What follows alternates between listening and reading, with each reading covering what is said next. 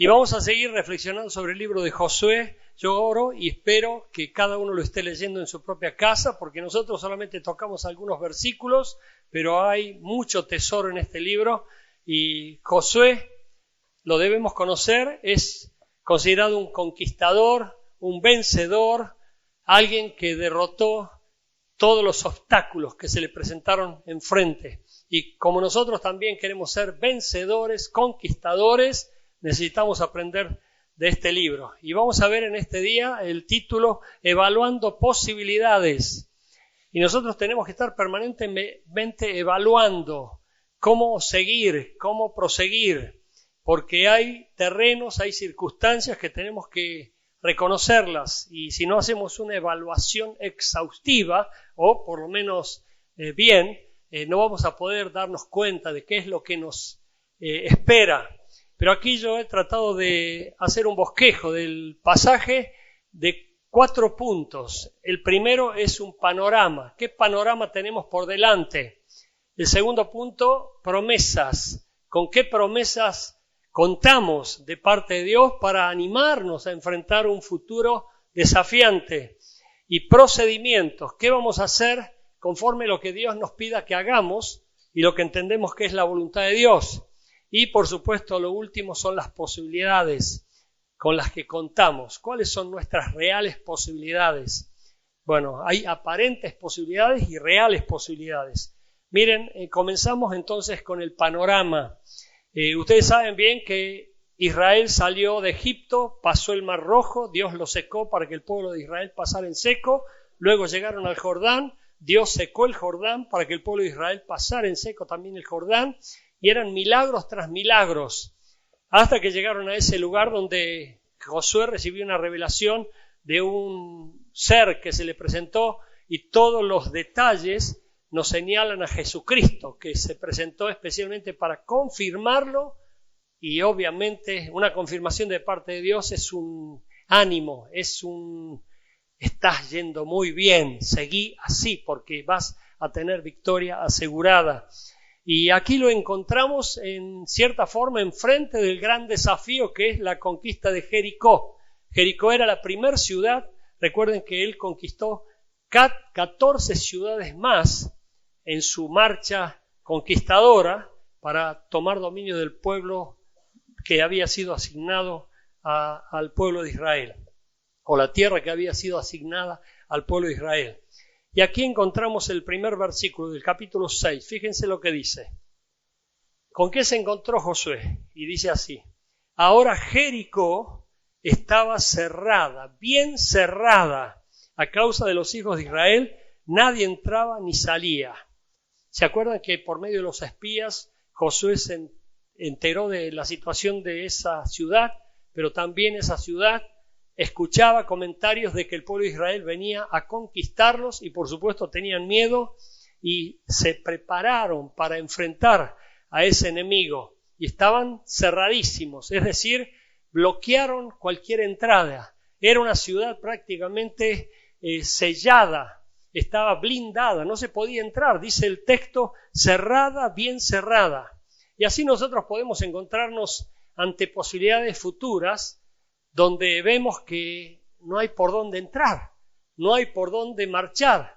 Es como que es imposible, como que aquello que nosotros quisiéramos no se puede, porque a los ojos humanos está todo cerrado, está todo bloqueado. Es decir, ¿por dónde entramos? ¿Por dónde vamos? Bueno, aquí te quiero enseñar algo.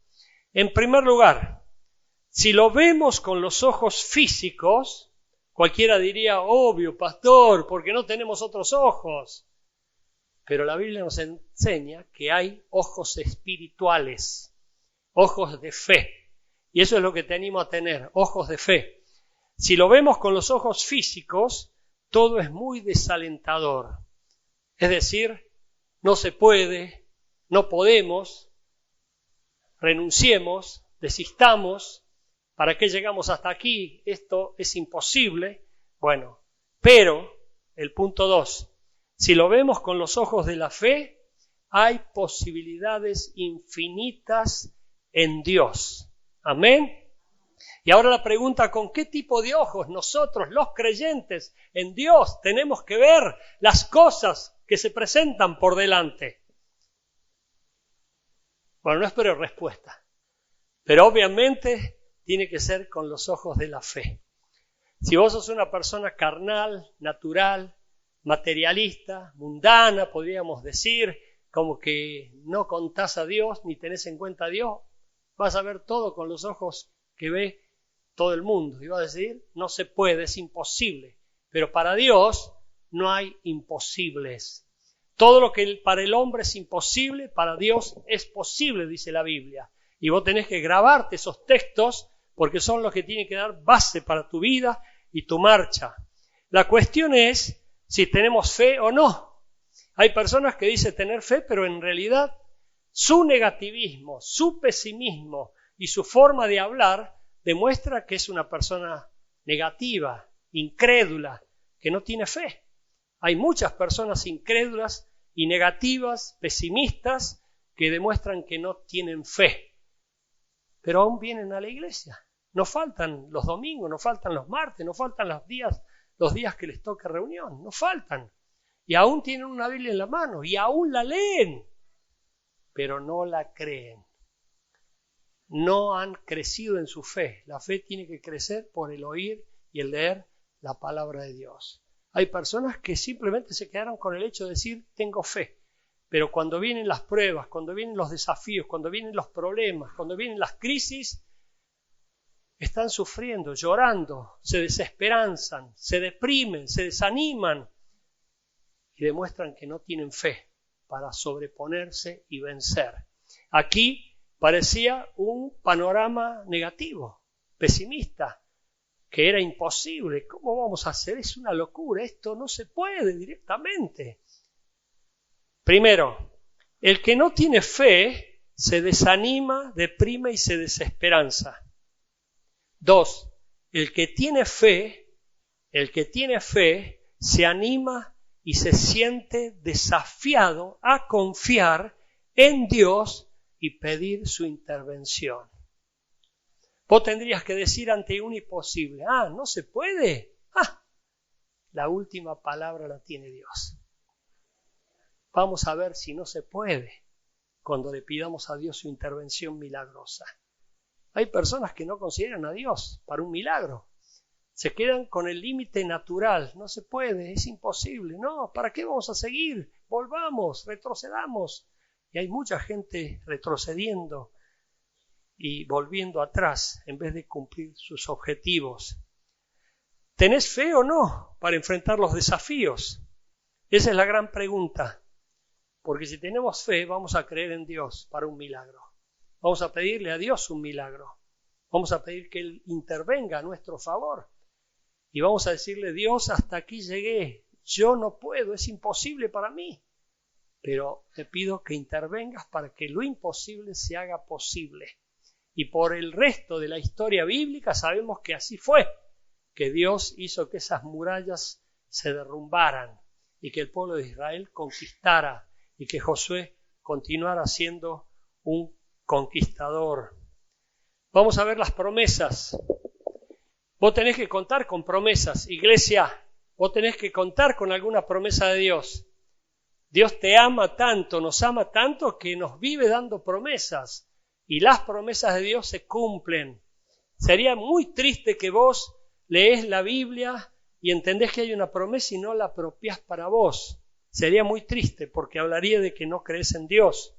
Miren lo que dice Josué capítulo 1 versículo 5. Nadie te podrá hacer frente en todos los días de tu vida. Como estuve con Moisés, estaré contigo. No te dejaré ni te desampararé. Nosotros tenemos que confiar en esta promesa. Fue para Moisés, ahora está siendo para Josué. Miren cómo se la ratifica Josué. Josué capítulo 6 versículo 2.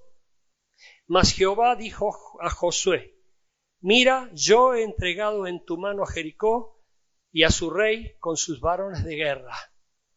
¿Ustedes se creen que Josué iba a animarse a enfrentar una pelea sin contar con las promesas de Dios? Es imposible. Nosotros tenemos que saber cuáles son las promesas de Dios, creerlas, apropiarlas y marchar por la vida como más que vencedores. Porque Dios está con nosotros, es una promesa. Yo estaré contigo todos los días hasta el fin.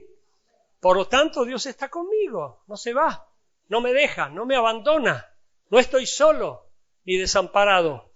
Y aquí se lo prometió a Josué, yo estaré contigo, nadie te podrá hacer frente. Van a intentar hacerte frente, van a tratar de voltearte, van a tratar de tirarte por tierra, pero ahí va el hecho de que vos confíes en las promesas de Dios. Una persona hace 3 domingos atrás me dijo, pastor, estoy enfrentando una lucha muy grande porque me estoy presentando a unas elecciones. No es un político, no está para estos votos que van a hacerse dentro de poco, pero me dijo, estoy necesitando mucho apoyo y me invitaron a la iglesia. Vino a la iglesia especialmente porque se sentía acechado y me explicó toda la situación y yo dije, ¿confías en Dios? Sí, por supuesto, por eso vine. Bueno, ¿crees que Dios puede estar con vos? Bueno, le hice aceptar a Cristo, esta persona aceptó a Cristo, le animé a creer de que Dios estaba con él y vino hoy y me dijo, pastor, me fue bien, sabe que salí re bien, me eligieron y estaba muy bien. Y esta persona está empezando a creer en la promesa de que Dios está presente siempre con él y no lo abandona. Y hay muchas promesas más. Aquí Josué se apropió de esta promesa y dijo, Dios está conmigo, así como estuvo con Moisés, está conmigo. Por lo tanto, yo me animo. Con Dios todo se puede, sin Dios nada, con Dios todo.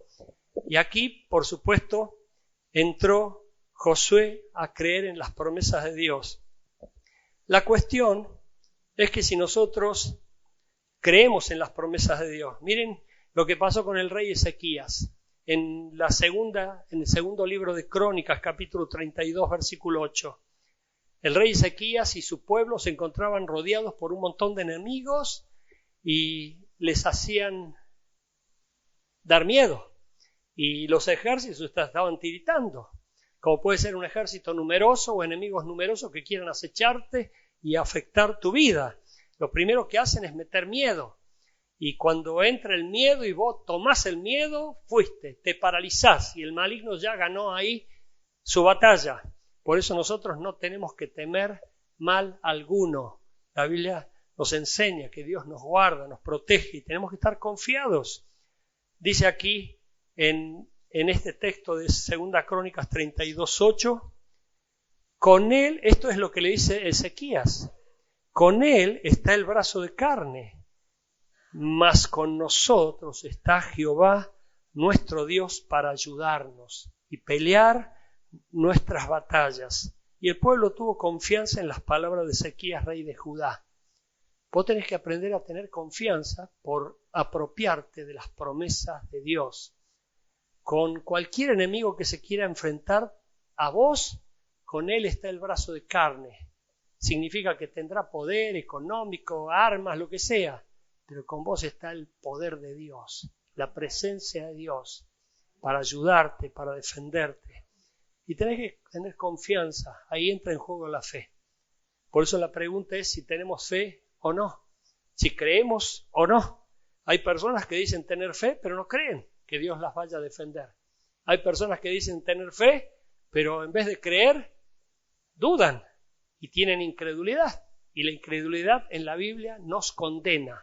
Por eso tenemos que tener mucho cuidado y tener fe para creer lo que Dios nos está prometiendo. Tenemos que conocer las promesas de Dios, amén, y tenemos que creer las promesas de Dios. Apropiate de una promesa. Hoy ya te dije una, Dios está con vos.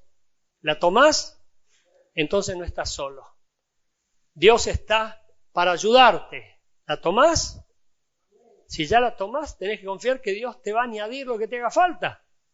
No sabemos cómo nos va a ayudar Dios, pero que lo va a hacer, lo va a hacer. Amén. Y seguimos entonces. La cuestión es si las creemos o no. Miren, cuando nosotros creemos algo, vivimos por lo que creemos, si no, no lo creemos. Es fácil darse cuenta quiénes son verdaderos creyentes y quiénes no son verdaderos creyentes. Los verdaderos creyentes no dudan, son seguros, firmes, confiados en Dios y saben que lo que promete Dios lo cumple.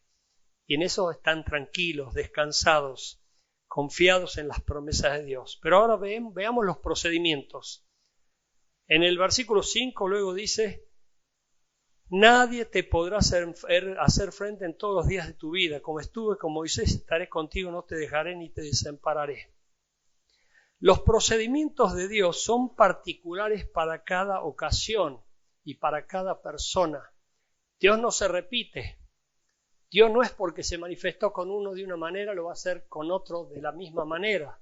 Dios puede hacerlo a la manera que se le antoje, porque Él es Dios y soberano. Y nosotros tenemos que confiar que Él tiene justo lo necesario, lo oportuno para mi vida. Y como le conocemos a Dios, sabemos que Él nunca llega tarde y que Él va a tener el milagro y la respuesta oportuna para nosotros. Amén. Y en ese sentido marchamos confiadamente. No somos personas que andamos con miedo, dudando y estamos todo el tiempo: ¿será que Dios está conmigo? ¿Será que no me abandonó? Bueno, hay gente así, ustedes lo saben bien. Hay gente que duda de Dios, hay gente que no cree en Dios, hay gente que está viviendo una vida equivocada. Pero aquí Josué estaba segurísimo, segurísimo. ¿Por qué? Porque había confiado en las promesas de Dios. Y ahora, ¿qué le pide Dios? ¿Qué le pide Dios? Rodea la ciudad. No una vez, 6 veces. Y no solamente 6 veces, 7 veces. Y además 7 veces el último día. Y recién el último día, después de la última ronda de 7 veces, ¡pum!, las murallas se desmoronan. Y ahí se ve la gloria y la victoria de Dios y de su pueblo. Amén. Pero aquí es interesante ver, miren, en primer lugar, ante los ojos del mundo quedamos como ridículos. En muchos produce vergüenza y escarnio. Ya se los voy a explicar, por favor. Pero ante los ojos de Dios somos aprobados como personas de fe y valientes. ¿Qué quiero decir con esto? Que cuando nosotros hacemos la voluntad de Dios, a la gente del mundo le puede parecer hasta ridículo.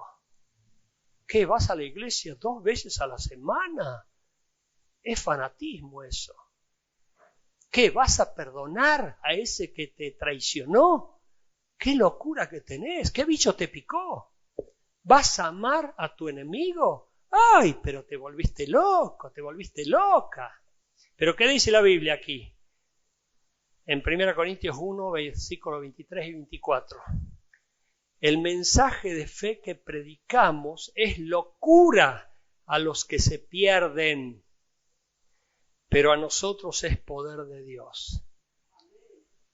Muchas de las cosas que Dios te va a pedir van a parecer locuras a los que se pierden. ¿Qué?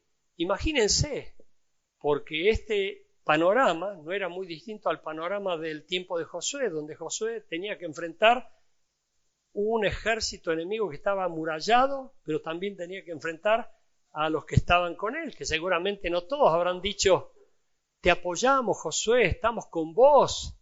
A lo mejor algún incrédulo habrá dicho: ¿qué bicho le picó a Josué? ¡Ay, pero qué locura! Dar vueltas alrededor de una ciudad y aún cantar, gritar y seguir a los sacerdotes con el arca que iban adelante. Pero ¿a quién se le ocurrió esta locura? A Dios. Y Dios nos revela cosas que a veces a los ojos de los demás pueden parecer locuras. ¿Qué, te vas a ir a Luján? ¿Qué, te vas a ir a Buenos Aires? ¡Qué locura que tenés! Fueron palabras que me dijeron mis parientes. ¡Ay, pero por qué! Escandalizados.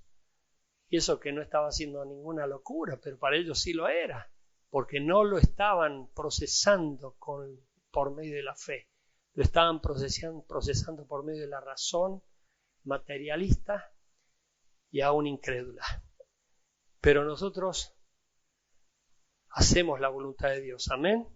Y para ello, mirá, en primer lugar tenemos que ser valientes. ¿Qué tenemos que ser? Valientes. Segundo, no tenemos que tener vergüenza. Saben que muchas de las personas que aceptan a Cristo, vienen a la iglesia, tienen miedo, pecan por cobardía, y recuerden que ningún cobarde va a entrar al cielo, pero a su vez tienen vergüenza, tienen complejos. No quieren que sus compañeros o sus amigos o sus vecinos sepan que son evangélicos, sepan que sos cristiano. No se animan a poner música evangélica, pues no, me van a rechazar. Y tienen vergüenza, tienen miedo, pecado, porque nosotros tenemos que tener mucho cuidado. Y me hacen acordar a mí, ¿saben por qué? Porque cuando yo recién empecé a ir a la iglesia en Brasil, yo escondía mi Biblia, la ponía debajo de mi remera, e iba y entraba en la iglesia y la sacaba en la iglesia. La Biblia que tenía aquel entonces era chiquitita, gordota, y resulta ser de que cuando entraba en la iglesia y recién la sacaba. Y justo ese día, miren lo que pasó, ¿no? ¡Qué coincidencia! ¡Qué causalidad! No existe la casualidad, por eso te digo así. Marcos capítulo 8, versículo 38. Mira lo que dice el texto. Fue justo el mensaje y el versículo que utilizó el pastor ese día. Parece que lo estaba hablando por mí. Mira lo que dice. Jesús, porque el que se avergonzare de mí y de mis palabras en esta generación adúltera y pecadora, el Hijo del Hombre se avergonzará también de él cuando venga en la gloria de su Padre con los santos ángeles. Yo me sentí en pecado en ese mismo momento cuando escuché ese texto. Yo me estoy avergonzando. No quiero que la gente se entere de que soy evangélico. Escondo la Biblia para que nadie se dé cuenta que yo voy a la iglesia. Me sentí culpable. Le pedí perdón a Dios y a partir de ese día decidí mostrar mi Biblia. Y mira lo que pasó porque esto fue impactante. A la semana siguiente, cuando empecé a mostrar la Biblia, por lo menos no escondía mi Biblia ya más, iba a la iglesia y todos la veían y parecía que todos miraban y querían saber qué libros llevaba en la mano. Subo al ómnibus para la iglesia y pago el boleto allí en Brasil y uno del fondo me grita, ven cá, en portugués. Y yo le digo, ¿a mí? Sí. Voy al fondo y me dice, ¿vas a la iglesia? Sí. ¡Ay! Y me agarra de la mano fuerte y me dice, yo me quiero suicidar, yo me estoy queriendo suicidar. Digo, no, está bien. Y lo bajé y me lo llevé a la iglesia. Y aceptó a Cristo. Pero fue una confirmación de Dios que tenía que mostrar mi Biblia. Y no es para que andemos, mirá, leo la Biblia, voy a la iglesia. No. Tiene que ser algo que vos lo asumís con convicción, con naturalidad. Pero si vos tenés vergüenza de decir quién sos en Cristo, va a haber un día en que Jesucristo también se avergüence de vos. Porque el que se avergüenza de mí, dice Jesús, no es digno de mí.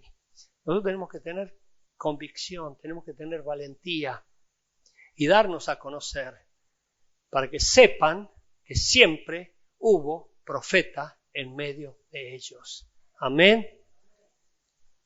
Posibilidades. Miren lo que le pide Dios a Josué. Josué capítulo 6 del 3 al 4. Rodearás pues la ciudad todos los hombres de guerra yendo alrededor de la ciudad una vez, y esto haréis durante 6 días.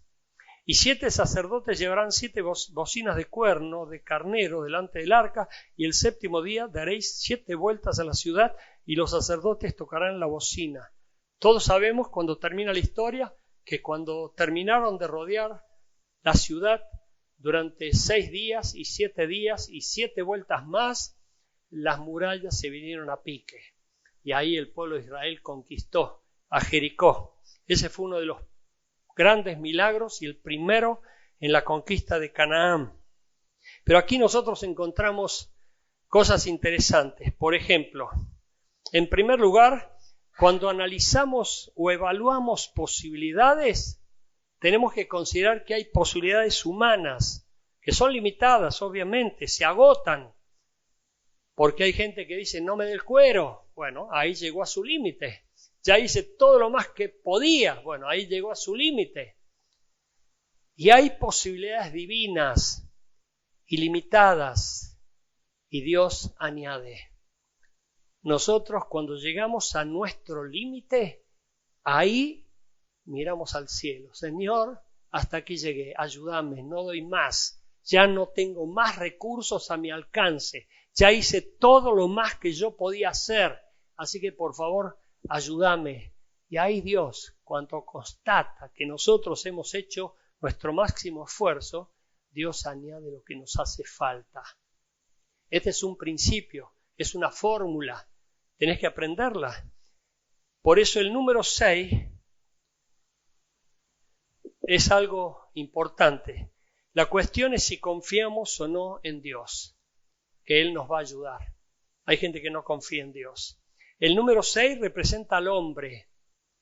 El número 7 representa a Dios. El múltiplo de 3, cuando se dice la tercera es la vencida, bueno, el 6 representa nuestra capacidad límite.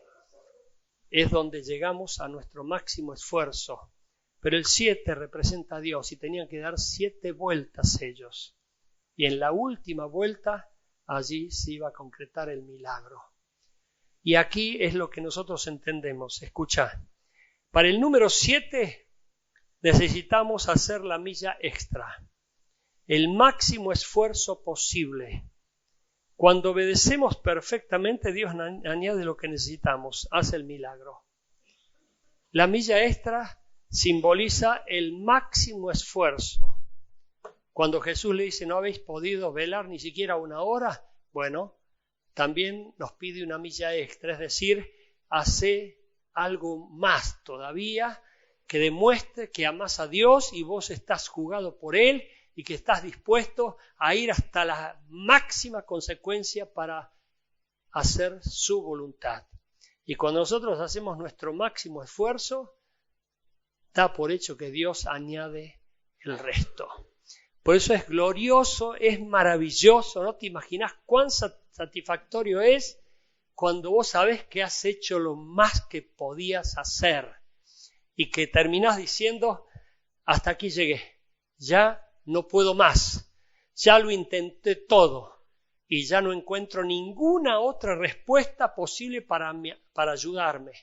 Ahí sí le pido a Dios, Señor, ahora te toca a vos, porque Dios se encarga de lo imposible, nosotros de lo posible. Por eso Dios nunca va a hacer nada que vos puedas hacer. Dios va a hacer algo que vos no podés hacer. Por eso lo que le pedía Dios a Josué era ridículo. Imagínate todos los soldados arriba de la muralla matándose de risa. Mirá estos locos, ¿qué están haciendo? Caminando, mirá cómo gritan, mirá cómo cantan. Mirá cómo cantan los creyentes. Algunos dicen, ¿cómo cantan ustedes? Y hasta se escandalizan.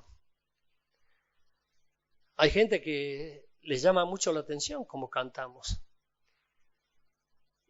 Y simplemente lo que piensan, ¿cómo les gusta cantar?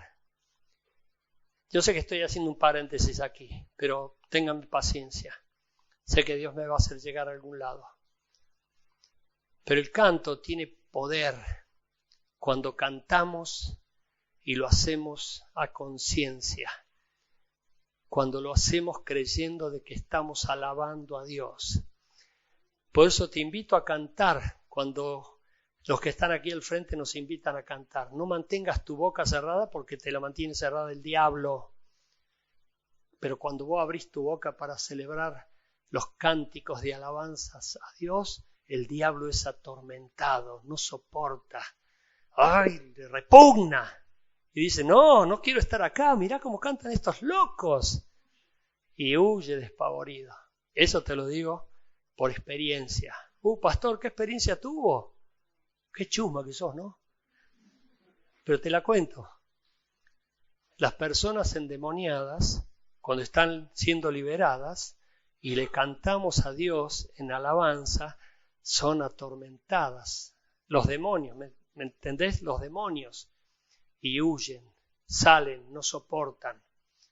Por eso cuando nos dirijan a cantar, Ahora vamos a cantar una canción muy linda, después que me baje, pero cuando te inviten a cantar, pero poné todas tus fuerzas, poné todas tus ganas, abrí tu boca para que la llene Dios de alabanzas. Amén. ¿Cuántos entienden esto?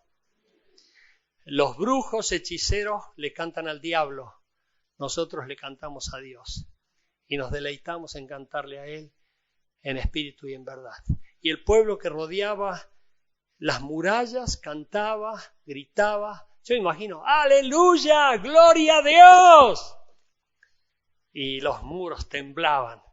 Cuando vos decís cosas para gloria de Dios, te puedo asegurar que el mundo espiritual maligno y adverso a Dios se estremece. Y dice, ¡ay, no puedo quedarme en este lugar! ¡No soporto! La presencia de Dios gloriosa rebalsa y resplandece en el lugar donde se alaba a Dios y se adora en espíritu y en verdad. ¿Cuántos lo creen? Así que pueblo, esforzate, porque los muros de la iniquidad, de la idolatría, del pecado, del adulterio, de la droga, de la prostitución y de la hechicería, del ocultismo, van a caer. Amén. Dale un aplauso a Dios fuerte.